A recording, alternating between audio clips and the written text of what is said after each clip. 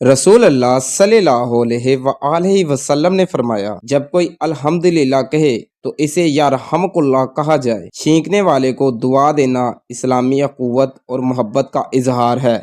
ये सुन्नत दुनिया में दिलों को जोड़ती है और बाहमी मोहब्बत पैदा करती है, जबकि आखिरत में ये दुआ बाइसे रहमत और कुर्बे इलाही का जरिया है। अल्लाह पाक हम सब को छींकने वाले को यरहमुकुल्लाह कहने की तौफीक दे। आमीन।